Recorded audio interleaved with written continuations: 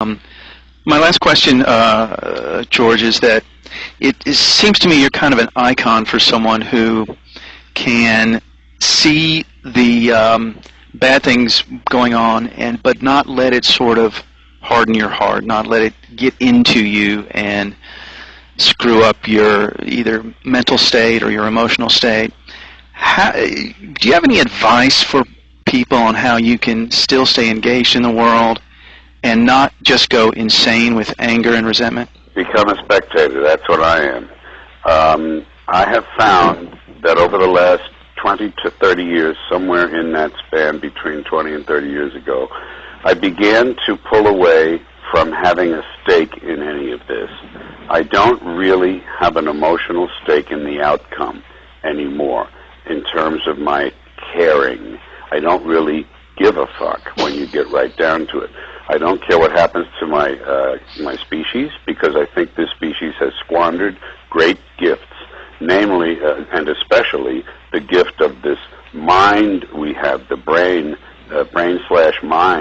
which is able to distinguish between subject and object as a starter, and able to do a lot of abstract things that should have led us better places. And the opposable thumb and walking erect and that whole package, we should certainly have done better than to embrace superstitious religious belief that rules us and leads us, and the pursuit of goods and profit and territory and power. That's what we turned into.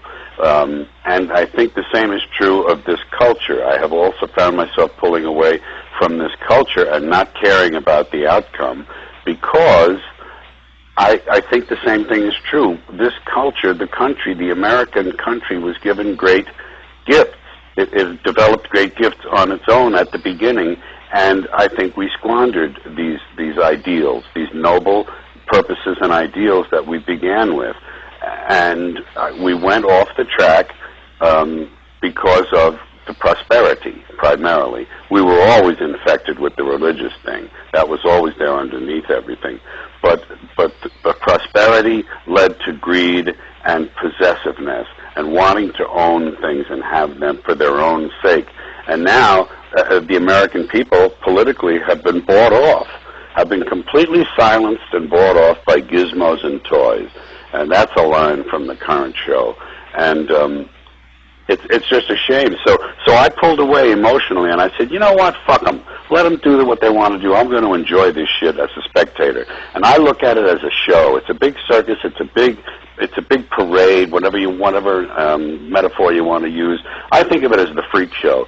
I like to say this. When you're born in this world, you're given a ticket to the freak show. When you're born in America, you're given a front row seat. And man, I'm sitting there and I have my notebook out and I'm enjoying the show, and I wish I could live 1,000 years to watch this all develop. The rise of Russia, the rise of China, the Muslimization of Europe, the decline of the white race. It's going to be an amazing story as it develops, and I just wish I could see it all. I'm 70 now. I'll probably live to between 90 and 100, I think, and I'll get to see some of it, but it is an interesting, exciting thing to watch if you can detach yourself emotionally.